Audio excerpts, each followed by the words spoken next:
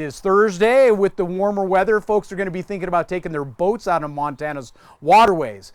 This week in Fish and Wildlife, we have some tips for you from Fish, Wildlife, and Parks before you do that. This week in Fish and Wildlife, sponsored by your local Montana Toyota dealers. Thursday morning time once again for This Week in Fish and Wildlife. We're outside at Region 3 headquarters. Joining us this morning, Morgan Jacobsen. Morgan, it's that time of year we're standing in front of a boat, and folks that want to get out on the waters need to do a couple of things before they can do that, don't they? That's right. So this time of year is when people are starting to hit the water. What we really want people to think about as they're moving their watercrafts around is preventing the spread of aquatic invasive species. Mm-hmm. And this is something we've been talking about for a number of years, but it's becoming something that people need to be more aware of as time goes by, because the likelihood of spreading those invasive species becomes greater. So in order to kind of slow that spread, we have inspection and decontamination stations throughout the state. And so we're asking people to pay attention to those and to follow the regulations that we have for that.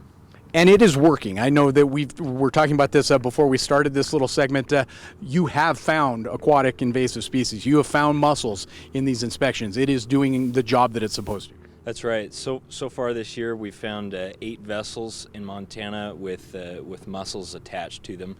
These are quagga mussels, and so just kind of reminds us of the reality of this problem. Aquatic invasive species, especially quagga mussels, pose threats to some of our iconic waterways in Montana.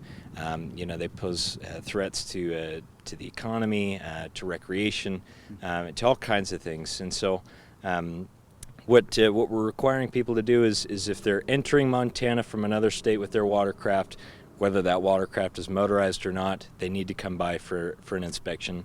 If they're traveling west across the Continental Divide, they also need an inspection. Or if they're coming off of Canyon Ferry or Tiber reservoirs, those boats and watercrafts need inspections as well. And if people have questions about this, there's a number of resources that they can go to. CleanDrainDryMT.com is one of those resources. They can also call any of our regional offices at Fish, Wildlife, and Parks. Yeah, I would think being able to find the resources. Where do I go? I want to go out on the waterways. I meet one of those requirements where I need to have that. One of those websites would be the place to find it. That's right. CleanDrainDryMT.com has the most comprehensive answers for people who maybe want to know, where can I find an inspection station? There's inspection stations all over the place, and that website lists the operating hours of those stations. People can also come by a regional Fish, Wildlife, and Parks office for an inspection during business hours. If they have any other questions about specific rules and regulations, they can go to that website. If people encounter an inspection station while they're traveling with their watercraft, they are required to stop, and that just helps us, catch other boats that may or may not have known about these regulations. But again, if people have questions about any of this, they can go to that website, or they can call any of our regional offices, and we'll be able to help them.